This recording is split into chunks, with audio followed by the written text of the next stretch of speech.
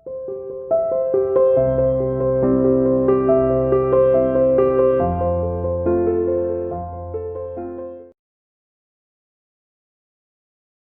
students, welcome everyone to mathematics online classes by CR International School। बेटा आज क्या पढ़ाऊँगा मैं आपको वो बता देता हूँ पहले, ठीक है। तो अभी लास्ट वीडियो में मैंने आपसे डिस्कस की थी all the properties of definite integral, correct. Definite integral की जो प्रॉपर्टीज़ है वो बताई थी, ठीक है ना। अब जो आज की वीडियो में मैं कवर करूँगा उन्हीं प्रॉपर्टीज़ का यूज़, मतलब एप्लीकेशन पार्ट है basically, how to use the properties in the questions, ठीक है। क्वेश्चन में कैसे यूज़ करें ये आज आप सीखेंगे, क्योंकि देखिए डेफिनेटली एक क्वेश्चन डेफिनेटली आएगा 4 नंबर में चांसेस हैं, या 6 में चॉइस के साथ भी आ सकता है। बिकॉज अब की बार आपको मैंने पहले ही बताया था जब मैंने सिलेबस रिडक्शन का बारे में आपको बताया था, तो एक टॉपिक ऑलरेडी स्किप कर दिया गया है इस particular chapter, 2 topic actually from this chapter. However one topic was not that much important which is actually अभी नहीं है, बट है तो वैसे बुक में तो आपके गिवन है integral as a limit of sum, उसको तो रिमूव कर दिया गया है। और सबसे लास्ट टॉपिक इसी चैप्टर का जो वो भी रिमूव कर दिया गया है। तो ये दोनों से अब आपको कोई प्रॉब्लम नहीं होने वाली है। हाँ, जितना लेकिन प्रोपोर्शन बचा हुआ है दैट इज़ वेरी इंपॉर्टेंट, ठीक है। उनमें से कुछ ना कुछ ज़रूर ही आना है, ठीक। तो आज आप सीखेंगे किस तरह से यूज़ करें। तो सबसे पहले मैं क्वेश्चन आपको बता रहा हूँ। देखिए 10th चैप्टर है, एलिमेंट्स ऑफ मैथमेटिक्स से ही प्रैक्टिस कीजिएगा, not use NCERT from now, अब से इस चैप्टर के लिए, ठीक है।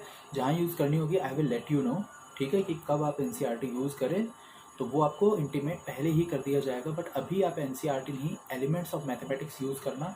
सो अब मैं 10th एक्सरसाइज में 10.3 है ये जो मैं अभी आपसे डिस्कस करने वाला हूँ, जो आपको बताना हूँ 10.3, यस 10.3 है, ठीक है। तो उसी में है क्वेश्चन नंबर 1 का फर्स्ट पार्ट। सबसे पहले मैं क्वेश्चन ही लिख देता हूँ। देखिए ध्यान से सीखते चलेंगे ना। अब उसमें देखिए मैंने आपको प्रॉपर्टीज जो बताई थी P0, P1, P2, P3, P4, P7 तक थी, करेक्ट।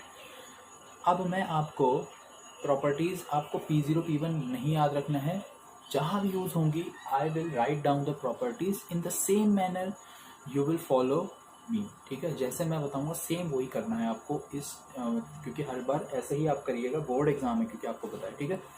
तो अब देखिए किस तरह से करेंगे। क्वेश्चन लिखता हूँ, ठीक। इंटीग्रेशन फ्रॉम 0 to π/2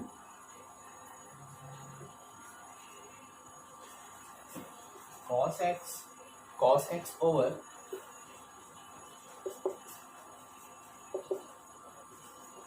ठीक है बेटा, दिस इज द क्वेश्चन। ये क्वेश्चन गिवन है, integration from 0 to π/2, 0 lower limit, upper limit है π/2, cos x dx over sum of cos and sin x, ठीक है। ये क्वेश्चन दे रखा है। अब इसको कैसे सॉल्व करेंगे, तो बेटा देखिए इसको सबसे पहले आप आई लेट कर लें, ठीक है। तो ऐसे लिख देते हैं लेट, जो लिमिट वाले इंटीग्रल है सभी में आई लिख के ही कीजिएगा, ठीक। और आपकी अभी इनफ प्रैक्टिस हो जाएगी, then you will come to know that it is this question will be solved using identity और means बिना आइडेंटिटी के यूज होगा। ये आप समझ जाएंगे जब आप इतनी प्रैक्टिस कर लेंगे, ठीक है। तो ऐसा लिखेंगे पहले क्वेश्चन को एज इट इज,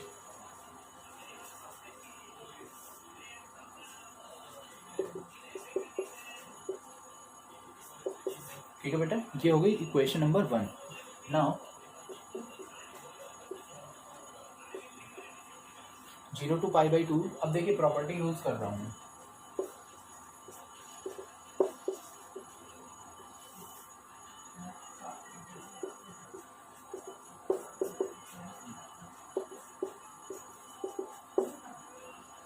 ठीक है बेटा, इस तरह से प्रॉपर्टी यूज करी गई है, ठीक। अब ये प्रॉपर्टी कौन सी यूज है यहाँ लिख रहा हूँ,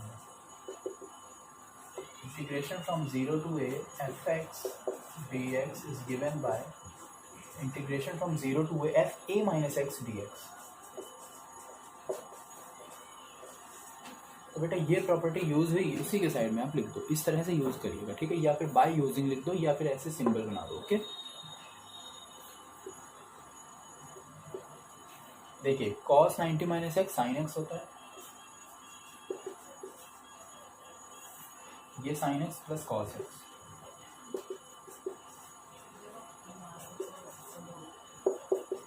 देखिए एक इक्वेशन मेरे पास पहले से equation number 1, now I have equation number 2 also. देखिए ध्यान से, यहाँ कॉस था, यहाँ साइन आ चुका, डिनोमिनेटर इज सेम, तो दोनों को ऐड कर दीजिए। ठीक है, तो क्या आ जाएगा बेटा, 2 टाइम्स आई, लिमिट तो क्योंकि सेम ही है तभी ऐड भी होंगी दोनों, और जैसे ही आप इसको ऐड करेंगे तो sine x plus cos x over this मतलब 1 हो जाएगा। ठीक है, तो केवल बच गया बच्चे बी एक्स। ठीक, एडिंग 1 एंड 2 यहाँ लिख दिया है, एड 1 एंड 2। ठीक, इंटीग्रेशन कर दीजिए, तो पाई बाई 2 आ जाएगा केवल। बट लेकिन बेटा ये आंसर किसका आया है, आई 2i का, हमें किससे मतलब है, केवल i से, तो और i कितना हो गया फिर,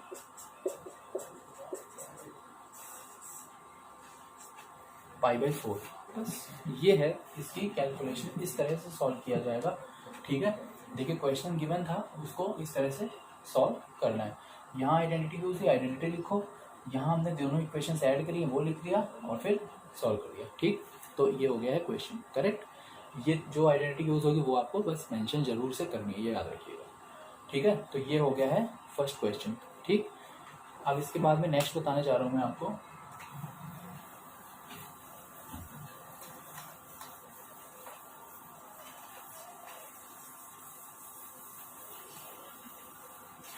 नेक्स्ट है बेटा क्वेश्चन नंबर 1 में ही 8th पार्ट, मतलब लास्ट पार्ट है ये इसका। ओके, इंटीग्रेशन फ्रॉम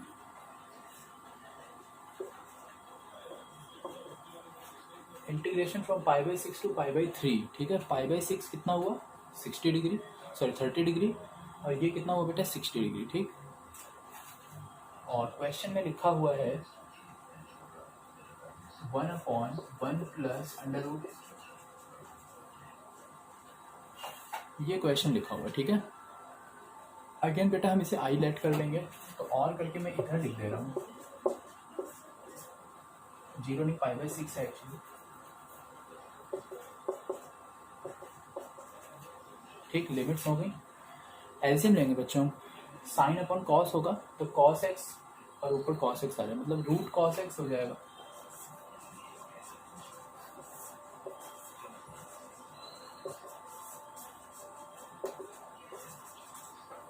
ठीक है ना, इक्वेशन नंबर 1 है। ओके, अब क्या करोगे आप, जैसे पिछले क्वेश्चन में आइडेंटिटी यूज की, same in the same manner use that identity in this question also. ठीक, बट अब आप ये सोच रहे होंगे कि सर यहाँ उसमें 0 था यहाँ a था, यस बिल्कुल, लेकिन वो पर्टिकुलर टाइप था।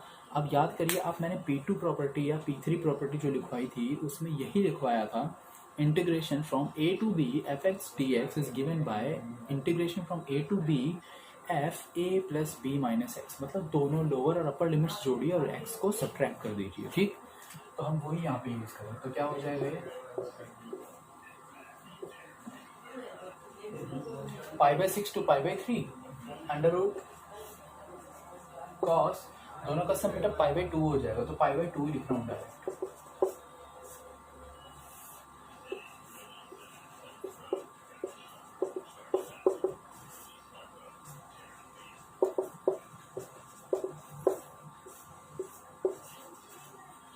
ठीक है ना, इस तरह से आ जाएगा, ये यूजिंग आइडेंटिटी, यहाँ पे आइडेंटिटी लिख रहा हूँ।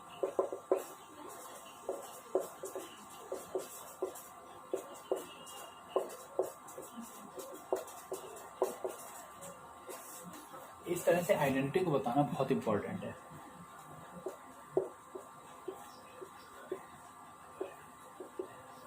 कॉस साइन एक्स हो गया,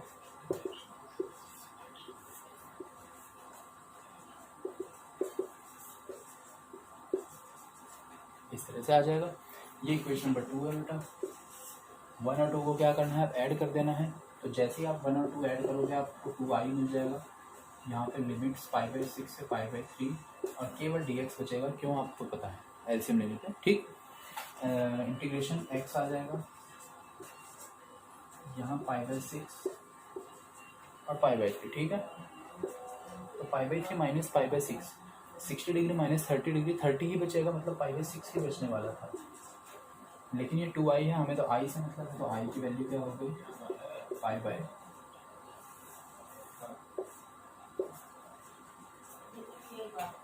ओके, ये आंसर, ठीक है, समझ में आ रहा है। बिल्कुल इस तरह से आपको क्वेश्चन करने हैं। तो ये देखिए फर्स्ट प्रॉपर्टी, मतलब जो प्रॉपर्टी, ये प्रॉपर्टी बेटे याद रखना बहुत ही ज़्यादा इंपॉर्टेंट है, सबसे ज़्यादा। अगर कभी भी प्रॉपर्टी का क्वेश्चन आता है, आपको नहीं समझ में आ रहा, always apply this property and then see what change is happening, और उनको ऐड करने से क्या क्वेश्चन सॉल्व हो रहा है ये आप करके देखेंगे ना, डेफिनेटली बता रहा हूँ ज़्यादातर क्वेश्चन आपके सॉल्व हो ही जाने हैं, ठीक है। ठीक, तो ये भी एक और क्वेश्चन था जो क्वेश्चन नंबर फर्स्ट में लास्ट पार्ट एक्सप्लेन कर दिया है मैंने। अब आप खुद देख सकते हो, देखो बेटा जो इंटीग्रेशन की प्रॉब्लम्स थी लेंदी होती थी, बट क्या ये लेंदी है? आप खुद देखिए, लेंदी नहीं है, बहुत ईजी है। प्रॉपर्टी यूज़ करने के बाद तो बहुत ही सिंपल हो जा रहा है। तो इस तरह से प्रॉपर्टी यूज़ करके क्वेश्चन को सॉल्व करिएगा। अभी मैं और क्वेश्चन आपको बताने वाला हूँ, ठीक है।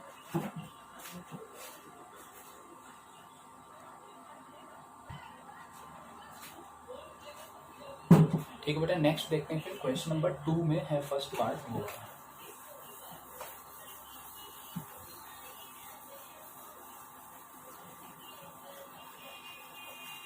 अब देखिए वो कैसे क्वेश्चन सॉल्व किया जाएगा।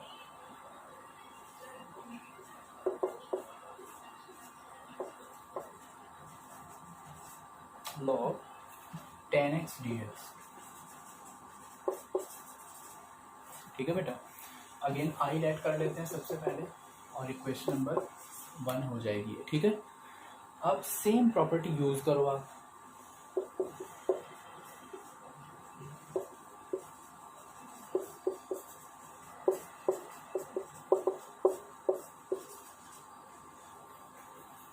ठीक है। यहाँ यूज प्रॉपर्टी जो की हमने वो लिख देते हैं,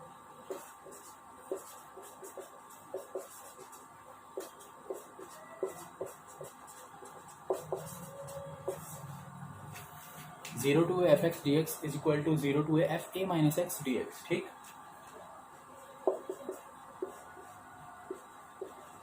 log 10 90 माइनस एक्स मतलब cot x, तो log cot x हो गया। क्या करेंगे बेटा, जोड़ दीजिए।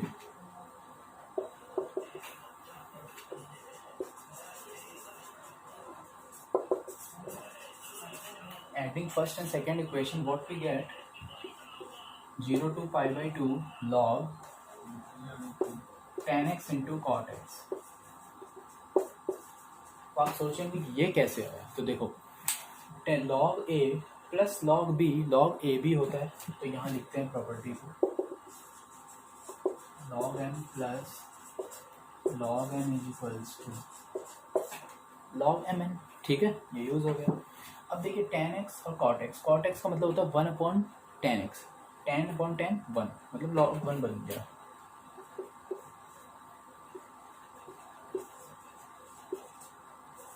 अब बेटा log 1 की वैल्यू आपको मैंने कितनी बार बताया होगा, आपको याद हो चुकी है, रट चुकी है एक्चुअली, तो 0 होती है। अब देखिए किसी वैल्यू के दुगने की वैल्यू अगर 0 है तो उसकी हाफ की भी वैल्यू 0 ही होगी, मतलब i की वैल्यू 0 ही आ जाएगी,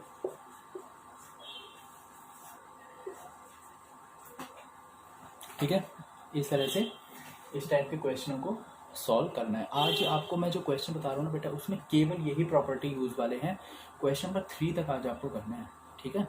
सेकंड के क्वेश्चन मैंने बता दिए, सेकंड तक के, ठीक। एक क्वेश्चन और बता रहा हूँ थर्ड का भी, ठीक है। प्रॉपर्टी यही यूज रहेगी, कोई उसमें प्रॉब्लम नहीं होनी चाहिए आपको, ठीक। एक थर्ड का क्वेश्चन और बता देता हूँ ताकि आप क्वेश्चन नंबर 3 तक सारे क्वेश्चन कर पाएंगे, ठीक है। तो अभी हम क्वेश्चन नंबर 3 में और चलते हैं।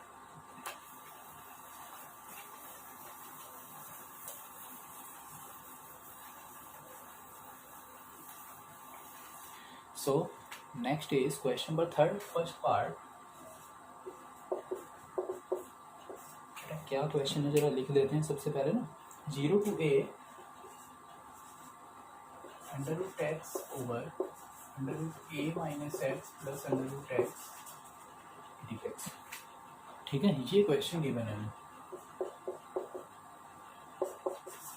ठीक। इसको लेट कर लिया i के equal. Same property we will use in this question also.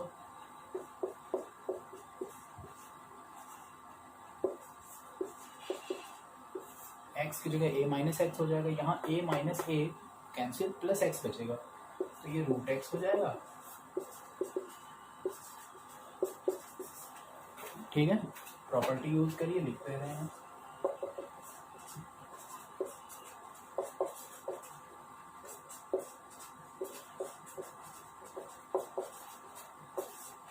से प्रॉपर्टी मेंशन जरूर करनी है जैसे की गई है। आई और आई दोनों को ऐड करना है, so adding one and two we get i plus i 2i। देखिए दिस प्लस दिस अपॉन में भी सेम है, मतलब 1 हो जाएगा तो dx बन गया बेटा ये, और dx का इंटीग्रेशन x हो जाएगा। क्या आ गया बेटा ये a, ठीक। बट ये 2i है, हमें तो i से मतलब है।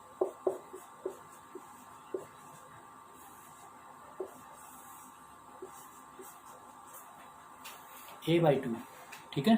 तो इस तरह से आज आपको मैंने जो एक्सप्लेन किए हैं वो किए हैं क्वेश्चन नंबर 3 तक, ठीक है। 3 का भी एक क्वेश्चन बता दिए, सब यही टाइप के क्वेश्चन हैं। अगर कोई प्रॉब्लम आती लाइव क्लास रहेगी उसमें आप पूछ लीजिएगा। कोई प्रॉब्लम वैसे मुझे लग रहा है कि आपको नहीं आएगी, बट हाँ if you face any problem ask in live class, ठीक है। बट क्वेश्चन नंबर 3 तक एलिमेंट्स की 3rd एक्सरसाइज 10.3 क्वेश्चन नंबर 3 तक ये आपका वर्क है, ठीक है। ये जरूर से करिएगा क्योंकि इम्पॉर्टेंट है, ओके। तो ये वर्क करना है आपको। Thank you.